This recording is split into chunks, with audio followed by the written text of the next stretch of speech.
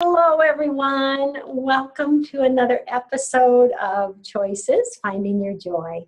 Paula, Vail here, your host. I just want to welcome everyone today and just say thank you for joining us. I am so grateful for the tremendous response the show has had. And that wouldn't be there with all of you. I'm just so happy to connect with everyone and share fascinating, beautiful people with my viewers every week. And speaking of beautiful, I am so happy to share with everyone today Acharya Shunya, just an amazing woman. She is one of the extraordinary teachers of the living embodied wisdom of Ayurveda. She is the author of an amazing book, Ayurveda Lifestyle Wisdom. I just absolutely fell in love with the book. I interviewed her on my Why Am I So Happy radio show, and of course, had to also present her here on WBTVN. Shunya, welcome, honey, welcome. Thank you. Such a pleasure to be with you again, Paula. Oh, thank you. And it's just so fun to see your face. I love it. I love it.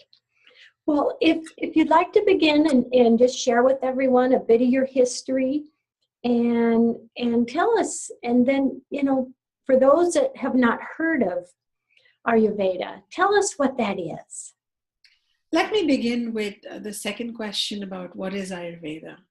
So for those of you who've not heard about it, I just want to say it comes from ancient land of India. It's about 5,000 years old, and Ayurveda is a system of health and healing, and it teaches us how to live. The word Ayurveda literally means a perennial wisdom of life. So how to sleep, how to eat, how to exercise, how to make love, how to love our body every day, how to connect with nature. This kind of deep, profound, and really relevant wisdom is contained in this body of spiritual and divine teachings. And I am a teacher of Ayurveda. And regarding who I am, well, yeah, I come from an ancient family known as a lineage, which has been involved in teaching the sister sciences of Ayurveda and Yoga, along with Vedanta, which talks about a universal spirituality of deep embodied oneness. And my family has been transmitting this wisdom for countless generations. And here I am. I have a wisdom school in California. I've written this book, Ayurveda Lifestyle Wisdom. And for the last 3 decades almost, Paula, I have been just passionately involved in changing lives. Oh, I love it. I love it. Oh, share with us, a few examples of what we can do in our lives and the changes we can make when we bring this new wisdom into our lives. Well, I love to begin with first sharing my own story, if I may, Paula. Wonderful. I started experiencing pain in my buttock area when I was in my early teens, and I wondered why. And I couldn't walk for a while there. It was really painful to walk. And I was one day feeling really miserable and sorry for myself. And my immediate teacher, who happens to be my grandfather, stroked my hair and said, "Can't walk?" I said, "Why not fly?" And what he meant was, don't focus on what you want to overcome. Focus on what you want to become. Oh, and this teaching helped me because I had been learning about Ayurveda intellectually until then, but I really started implementing it. So I would start applying warm sesame oil on my body before I took a shower. I would eat certain foods which were anti-inflammatory, and they've been known to be that for thousands of years in very delicious, beautiful recipes. I would, drink hot water, which helps improve our metabolism and help me fight pain. So very simple things. I started implementing them in my life with a renewed vigor because I wanted wings. Yes. I didn't want crutches. And I'd like to tell you that I walk, I run. I turned 50 a few weeks ago, and I don't feel like in any way limited. Yes. And this same approach, a very simple application of Ayurveda's lifestyle wisdom tips in our daily life, make a huge difference. So I have the case of one of my students, Brittany Barrett. She was 22. She met me when she was taking on 18 prescription drugs for ulcerative colitis. Every time she went to the bathroom, there'd be blood. She was going, 10 to 12 times a day. When she met me at a retreat I was leading. There was no time to really talk to her or, understand her deep situation, but she was in pain. And as a healer, I couldn't just walk away. So literally, we were sitting across a dining table in the dining area of the retreat, and she was handed 5 tips to do, written on a piece of napkin.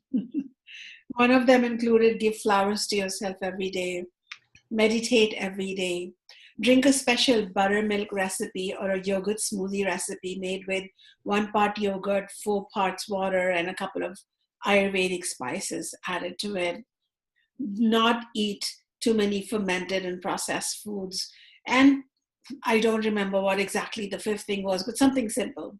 Mm-hmm. And with these 5 tips, she was on the go because she had nowhere else to go. She had been told this is an immunological condition, you cannot be healed. And within a few weeks, her bowels reduced to 4 to 5. A year later, she got off an antidepressant that she was taking till age 16. She's fully healed. She's off of every drug possible, and she herself has become a teacher and a practitioner of Ayurveda in her own right because she felt so indebted to this science.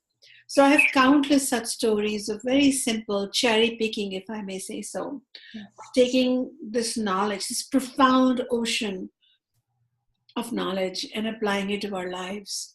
And it works every time. Much later, coming back to my story, I too was diagnosed in a modern facility with having a genetic aberration, an immunological condition. People with my condition live in wheelchairs or have multiple surgeries or have to take narcotics and even marijuana to deal with pain.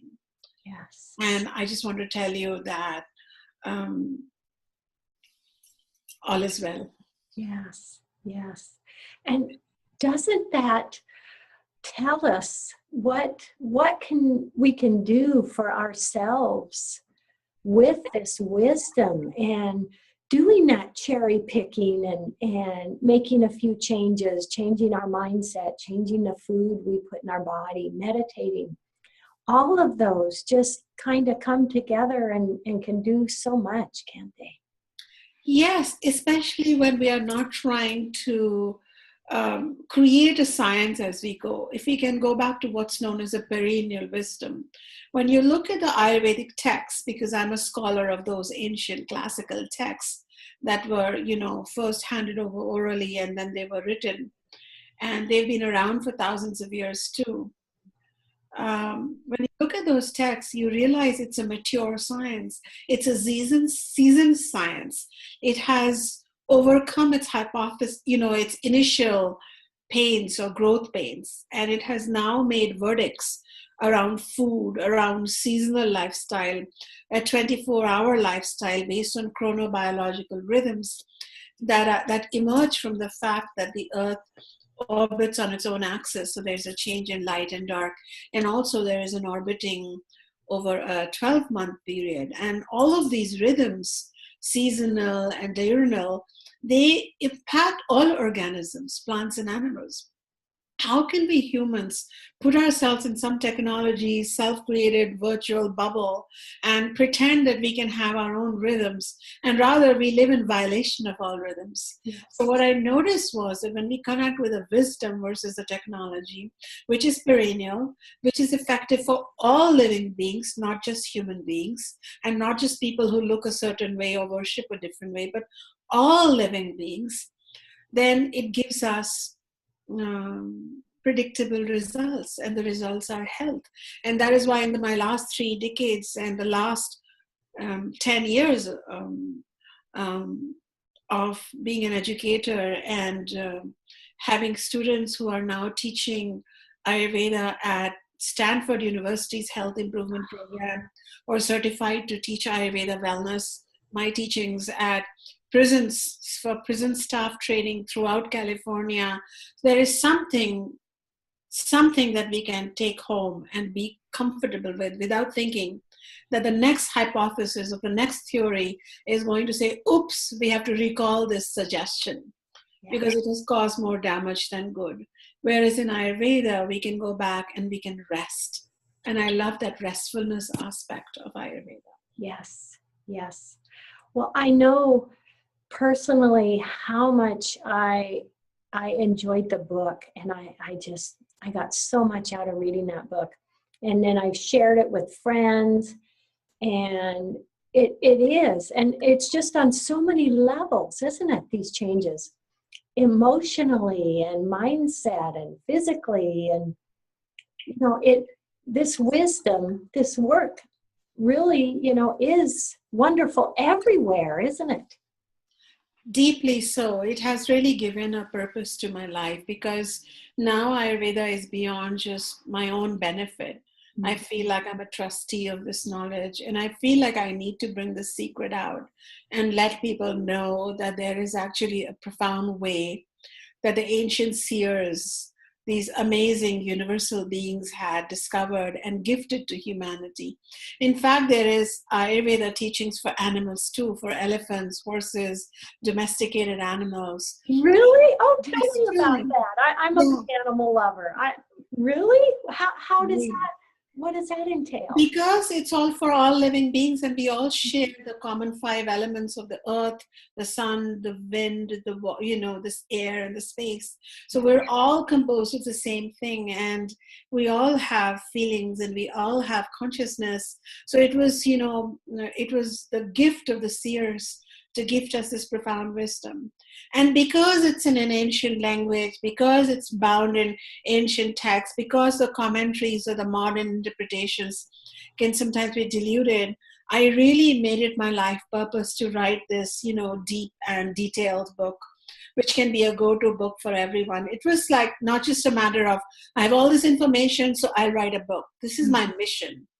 I've seen person after person heal with Ayurveda. I've seen infertile women and men deliver babies. I have cases that I have talked about who people can meet if they came to my school in California, people recovering from multiple sclerosis or blood pressure or depression or chronic weight gain. And it's like Ayurveda works every time, and I don't even have to hold these people. I just have to share with them wisdom.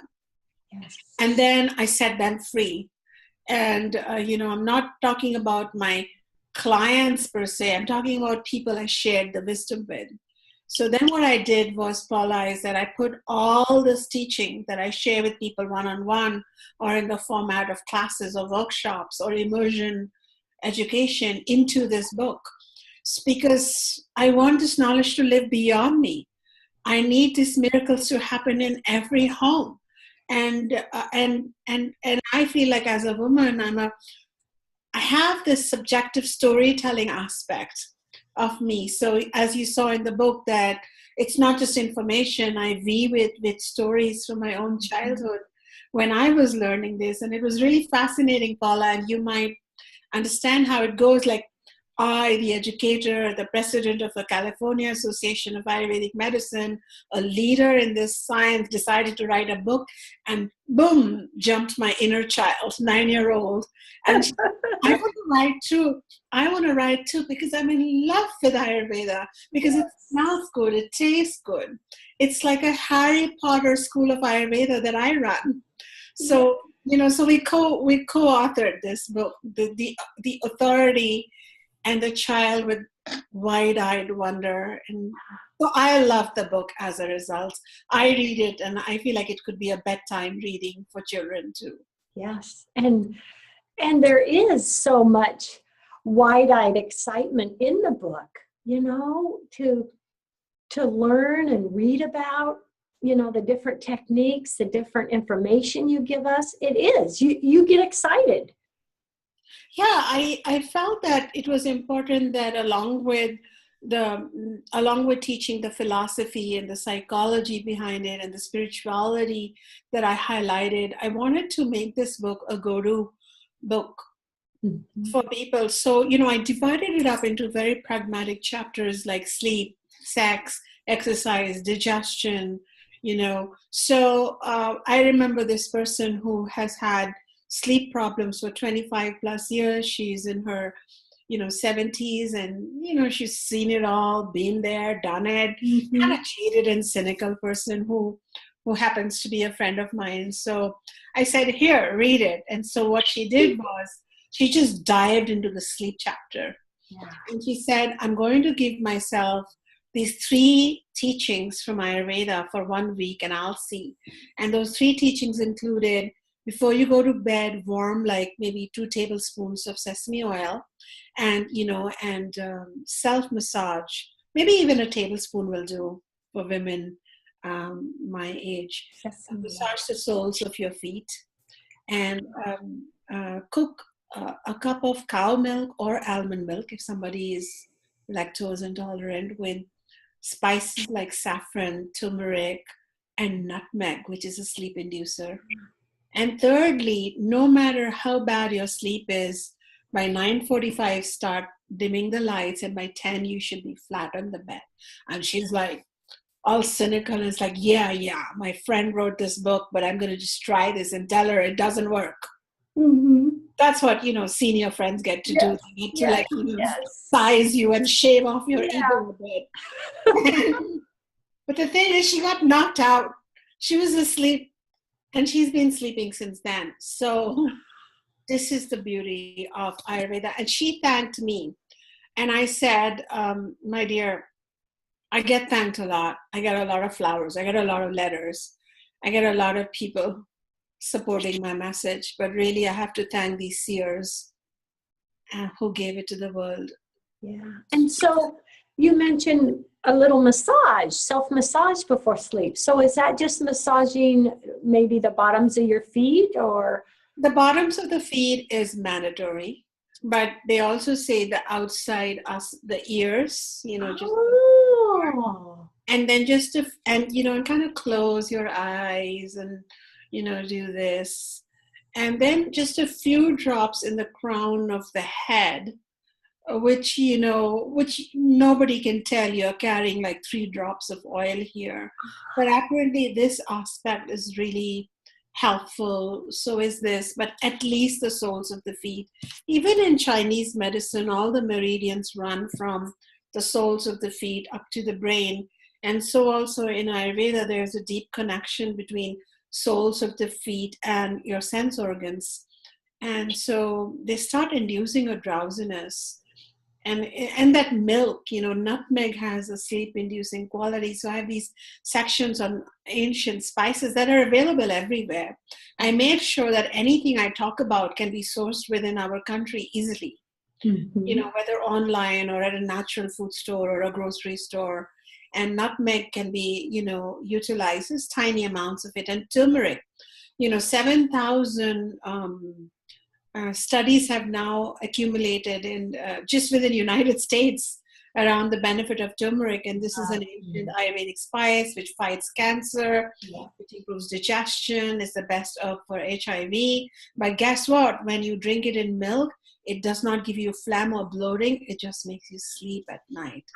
So these ancient recipes, which are from my home, and they have been utilized in the Ayurvedic tradition for thousands of years. They are medicinal, they're magical, and they're also delicious. I mean, I have in my school in California, we have all these young children, children of my students and our clients, and we call them the spice milk brigade. They're all growing up on it with, just delicious milk. Yes, I love it. So fun stuff. It's fun. It's medicine, but it's the medicine of the soul. It truly aligns us with nature and spirit and makes us remember that we are way more powerful than we have begun to think about ourselves. And my basic premise in all my teachings, Paula, and I think you loved that aspect when I shared it with you on the radio show, was that it's not about fighting disease or preventing disease. This is about awakening health. And that there is always a coda of invisible health waiting to be awakened the moment we bring it into balance. And this is the part that I just love. I just love. I as well. I Yeah. love that. Because when we have the mindset we have to fight disease, well, we're in the fight mode. But if we're in the awakening, we're healthy, we're glowing, our energy, our vibration is high, there's no fight necessary. It's all peace. We are farmers of peace and well-being. Yes. And Ayurveda says that you could be having disease, but then you start leading your life in balance with the chronobiological rhythms and using nature's ingredients to help yourself. And no matter what be your prognosis, grim, serious, chronic, you just can't stop it. Health will start improving. So this is why I have stories or case studies of people who had really grim diagnoses, such as ulcerative colitis and BRIT. And I said, put that on the side, focus on these 5 things. And guess what happened? The health took over and the ill health kind of resolved. Yeah. So this is my approach generally. And this is what I wanted to capture. So many people say that reading this is like a rite of transition from hopelessness to hope. And I say, yes, that is what I wanted, because my teacher said that hopelessness is the disease that precedes all disease. Yes. Oh, that's a powerful statement. And I believe that's why your book became a bestseller in 2 weeks. I mean, so many people grasped that. And yeah, I'm very glad that the book is really, the news about the book and my teachings are being well received, and they are spreading at the grassroots level by one happy person telling another person. And I really believe that a book such as this one, which takes into account our emotions, our feelings, our life, and our complexities here in the United States was missing. We can study about Ayurveda as a system, and here's a diet, and here are some do's and don'ts, but it almost feels like overwhelming to take on another system and apply it. But when there is storytelling, when there are case studies about people just like us who are, dealing with the traffic and the difficulties and the social media and all those pressures, and still being able to incorporate through some very clever cherry picking, which I show how to do it, it just made a big difference, I guess. It became like that because I'm writing this after almost several decades of experience. I didn't just write it because I studied something and I wanted to write it. Mm-hmm. Yes, you have the experience behind you. And so to come down and train at your school, is that like a week training? Is it several weeks? Tell us a bit about that. If someone is watching today and says, I want to go and receive some of that training, what would that entail?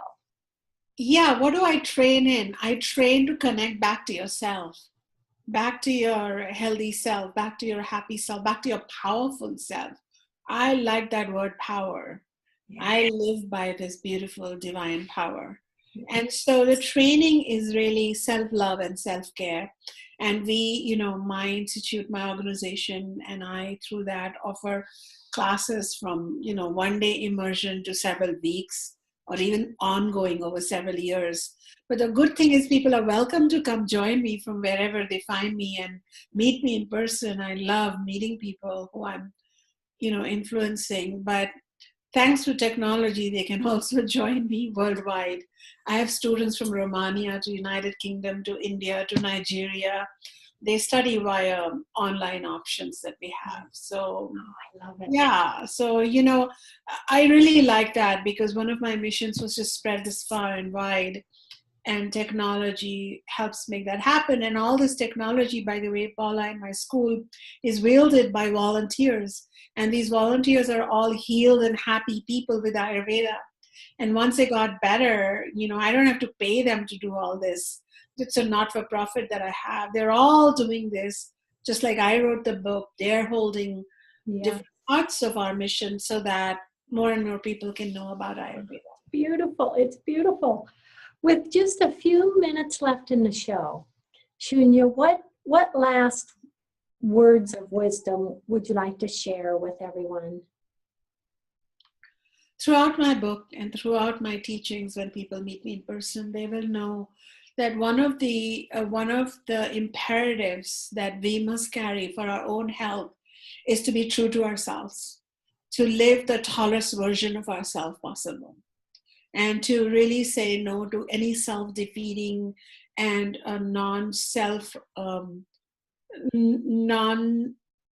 non-positive reinforcements that we give ourselves. I have always felt that we deserve health. Health is our true nature. Health is simpler than it's made out to be. We're not in some costly, terrible war, and every symptom, every diagnosis is not the death knell. No matter where you are, give Mother Nature a chance. And promise to Mother Nature that you're going to love yourself no matter how you look, where you are, and where you've been. It's okay to have few regrets, but why not paint a whole new painting? So I invite everyone to give perennial wisdom of Ayurveda a chance. I may never meet these people, but they will be grateful that they watched this show. Yeah. Both you and I may change lives today, Paula, is my conviction. I'm just so grateful. Yes. For the sharing, your beautiful energy, your beautiful information. Just so grateful. And, may so many lives be changed today. And all the viewers, I just am so grateful. I love it.